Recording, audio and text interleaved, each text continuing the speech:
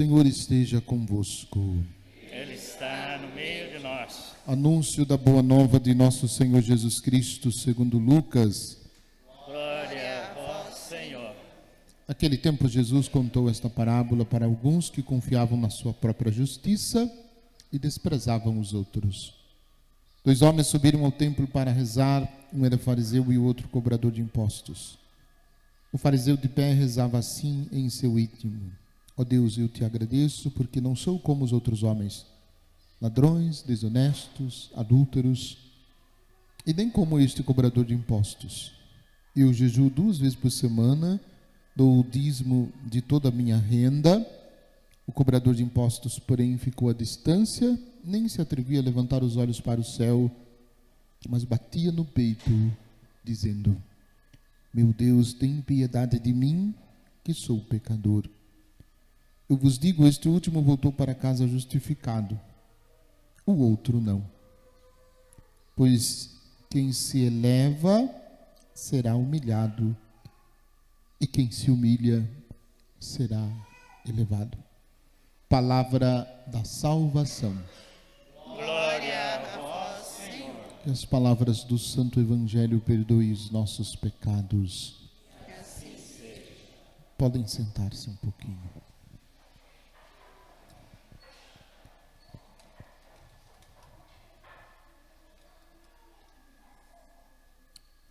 Você já pediu alguma coisa a Deus na oração que ainda Deus não deu resposta?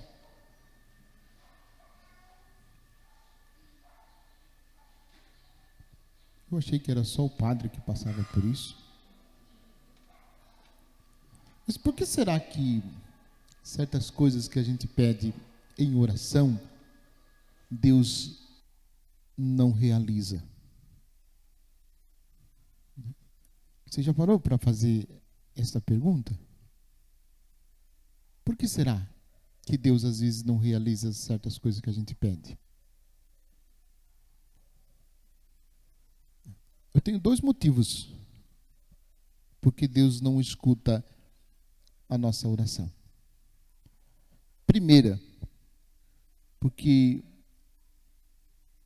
nós não sabemos rezar. E segundo, porque nós achamos que sabemos rezar. E aí nos colocamos com soberba diante de Deus, como se Deus tivesse a obrigação de realizar por nós aquilo que nós pedimos na nossa oração.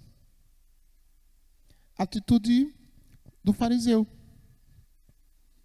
Notem que o fariseu faz um exame de consciência com base na observância da lei. Ele louva a Deus no seu íntimo, no seu coração, dizendo, ele agradece a Deus, porque não é como os outros homens. Aí ele cita ladrões, desonestos, adúlteros, nem como esse cobrador de impostos. Ele diz, eu jejuo 2 vezes por semana e dou o dízimo de toda a minha renda. Um homem piedoso. Características de um homem piedoso. Todo bom homem piedoso deve observar isso. Então, o que tem de errado nessa oração? Que Jesus critica, que Jesus julga. O fato de que ele rezava, mas não era o que ele vivia. A oração era diferente daquilo que ele vivia. Por isso Jesus conta esta parábola. O cobrador de impostos. O cobrador de impostos, ele se reconhece pecador. Não apresenta, não diz quais são os seus pecados. O evangelista não diz quais são os pecados do cobrador de impostos. Mas coloca na boca do cobrador de impostos a segunda oração. A seguinte oração: meu Deus, tem piedade de mim, porque sou pecador. Então, a humildade com que nós devemos nos colocar diante de Deus na nossa oração faz toda a diferença. Faz toda a diferença. Se nós não nos colocarmos humildes diante de Deus na nossa oração, a gente vai ter aquela sensação, Deus colocando os 2 dedos nos ouvidos e gritando para nós assim: tô nem aí, tô nem aí. Mas não é que ele não escute e nem não realize o que nós estamos pedindo, mas é que nós pedimos errado e pedimos sem humildade. E aí Deus não faz, Deus não realiza. Então é preciso nos colocar diante de Deus com humildade. Um segundo ponto, a segunda carta de Paulo a Timóteo, que nós estamos ouvindo esses dias. São vários domingos que nós estamos ouvindo a carta de Paulo a Timóteo. Então, se a gente está acompanhando todos os domingos, a gente está lendo quase toda a primeira e a segunda carta. E Paulo está preso, as 2 cartas que ele escreve para Timóteo, ele está na prisão, em Roma. Escreve orientando Timóteo para que Timóteo permaneça firme no ensinamento que recebeu dele. Timóteo é um jovem bispo, discípulo, portanto, de Paulo, e que Paulo tem a obrigação de orientá-lo. E na orientação de Paulo para o jovem bispo Timóteo, ele vem com essas palavras, que são palavras sérias e são palavras difíceis. Paulo já prevê o fim. Ele já fez o que ele devia fazer. Ele já cumpriu a missão. Foi fiel a Jesus na missão, mesmo estando preso, mesmo passando por diversas contrariedades, perseguições, surras, levou várias surras. E tem uma que eu acho muito legal, entre aspas, não a surra, mas a reação de Paulo na surra que ele levou. Porque os soldados queriam que ele parasse de falar de Jesus, que ele falar de Jesus estava incomodando. Prenderam ele, surraram ele bastante, e quando ele viu que ele estava numa situação difícil, ele se fingiu de morto. Olha, pensa bem, se fingiu de morto. E quando isso acontece, os soldados voltam no sinédrio e dizem: Paulo, que vocês proibiram de falar de Jesus, levou uma lição, ele não vai mais incomodar. Porque eles achavam que tinham matado Paulo. E aí conta o texto que quando ele está falando lá, eles estão falando de Paulo no sinédrio, recebem a notícia que Paulo está pregando lá na outra cidade, falando de Jesus. A oportunidade que ele teve para continuar falando de Jesus foi fingir-se de morto para que ele pudesse continuar falando. Isso para dizer, ele testemunhou o amor a Jesus até o fim. Ele testemunhou a fé que Jesus revelou para ele lá no caminho de Damasco até o fim. Ele levou até as últimas consequências. E ele diz: quanto a mim, já estou para ser oferecido em sacrifício. Aproxima-se o momento de minha partida. Combati o bom combate, completei a corrida, guardei a fé. Agora está reservada para mim a coroa da justiça, que o Senhor justo juiz me dará naquele dia. Não só a mim, mas também a todos os que esperam com amor a sua manifestação gloriosa. E aí tem uma frase que me chamou a atenção. Versículo 16. Na minha primeira defesa, ninguém me assistiu. Todos me abandonaram. Ninguém me assistiu, todos me abandonaram. Mesmo estando sozinho, nos momentos difíceis da vida de Paulo, ele não desistiu, ele não desanimou. Ele continuou com o mesmo vigor, com a mesma força, somente pela garantia de que o único que não iria abandoná-lo era o Senhor. E ele diz, na sequência: mas o Senhor esteve ao meu lado e me deu forças Ele fez com que a mensagem fosse anunciada por mim integralmente e ouvida por todas as nações. Eu fui libertado da boca do leão. O Senhor me libertará de todo mal e me salvará para o seu reino celeste. A Ele a glória pelos séculos dos séculos. Pelos séculos dos séculos. Uma certeza de quem exerceu a sua missão até o fim. Nós celebramos hoje o Dia Mundial das Missões. Nós todos, pelo nosso batismo, somos chamados a sermos missionários. Eu disse na missa de ontem, nós temos duas opções, nós temos duas maneiras para sermos missionários. A primeira é a gente se colocar à disposição para irmos em missão a algum canto. Nossa diocese está mandando o ano que vem um padre para a diocese de Torre de Pedra, lá no Belém do Pará. E de 2 em 2 anos vai mandar um padre. De 2 em 2 anos vai mandar um padre. Mas o projeto de missão que está sendo realizado lá é um projeto que vai ser aberto para o povo também. Então, se alguém quiser, aqui na igreja, ir lá para a Torre de Pedra e ficar 2 anos lá, em missão, é só falar comigo que eu encaminho vocês para o Padre Jean, para o bispo, recebe lá uma formação durante um tempo, e vocês vão para lá. Pensou, você ir lá, andar de barco, naqueles rios, você andar 40 horas para você chegar numa comunidade para participar da missa, andar 40 horas de barco dentro do mar, tá? Só para saber. Dentro do rio. Quem vai querer? Posso mandar o nome lá? Só levantar a mão que eu coleto o nome e mando para o bispo. Fica 2 anos só, depois volta.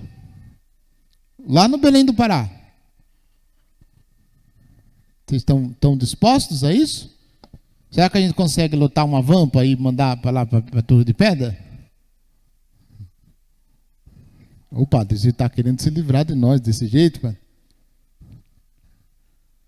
Então, talvez, padre falando assim em tom de brincadeira, e não é brincadeira, não é tão brincadeira assim, estou falando sério, mas talvez falando assim parece que a gente fica assustado. Fala, eu vou não, padre, Deus o livre, eu tenho medo.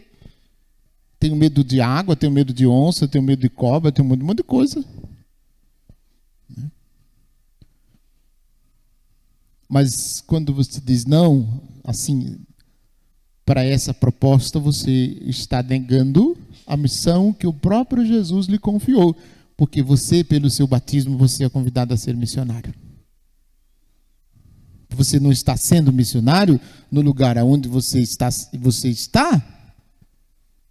Então o Senhor vai cobrar isso de você. Mas essa é só a primeira forma. Existe a segunda. A segunda é mais fácil. Os missionários que estão indo e as pessoas que estão em missão, elas precisam ser sustentadas. O povo da missão come também, vocês sabiam? O povo da missão também tem despesas. Sabiam disso? Não? Então, a despesa, quem que banca a despesa dos missionários? Os missionários vivem da providência. Mas qual é o caminho para que a providência aconteça na vida dos missionários?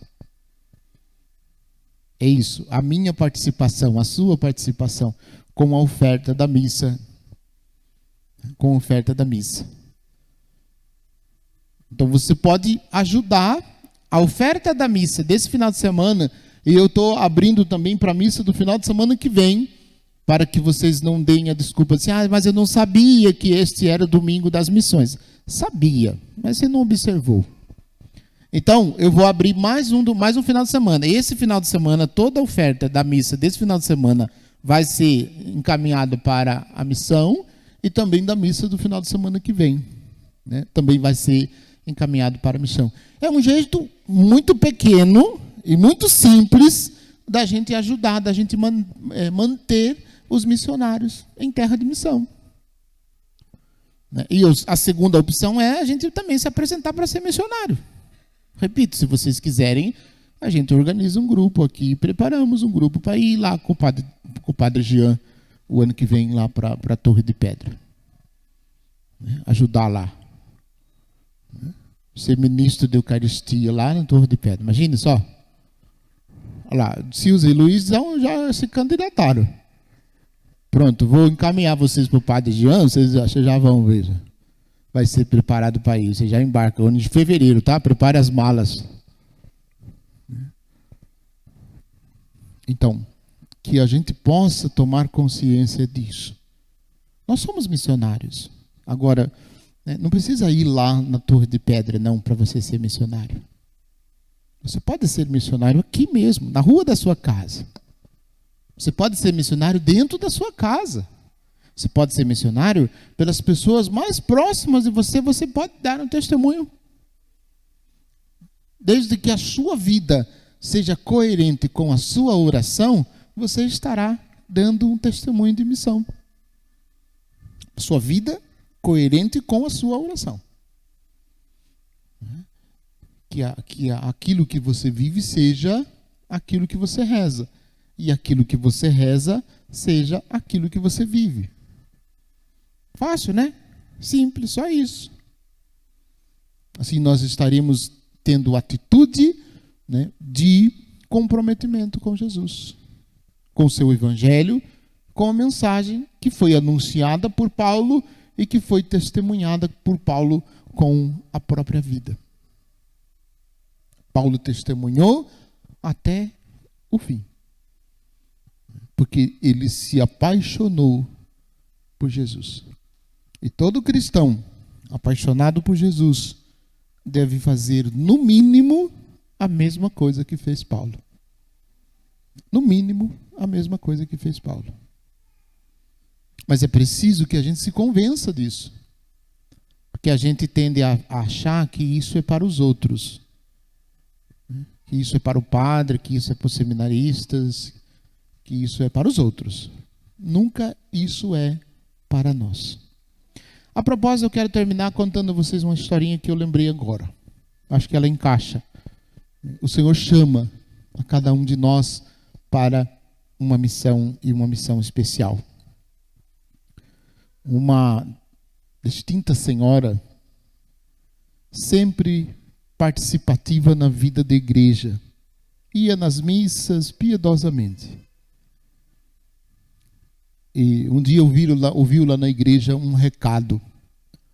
Nós estamos precisando de pessoas para nos ajudar na pastoral da acolhida.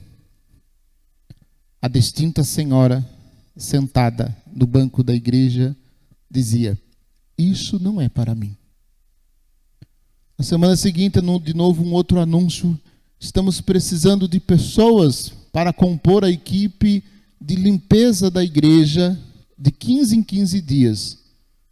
A distinta senhora, sentada no banco da igreja, dizia: isso também não é para mim. E assim, vários domingos foi anunciado pedindo ajuda para uma pastoral, para um grupo da igreja. Em todas elas, a distinta senhora, sentada no banco da igreja, dizia: isso não é para mim. Um dia, a distinta senhora morreu. E não sabe-se como foi para o céu. Chegando lá no céu, São Pedro disse a todos os que estavam chegando naquela hora que ele precisava de uma pessoa para exercer uma missão muito importante lá no céu.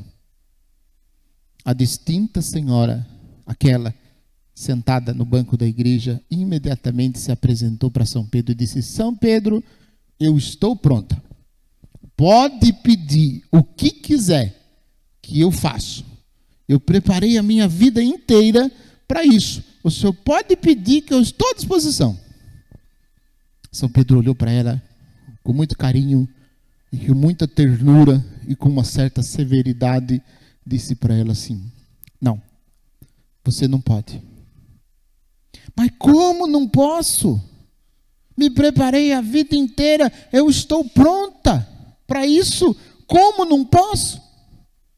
São Pedro disse para ela assim: você não pode, porque aqui no céu não tem banco.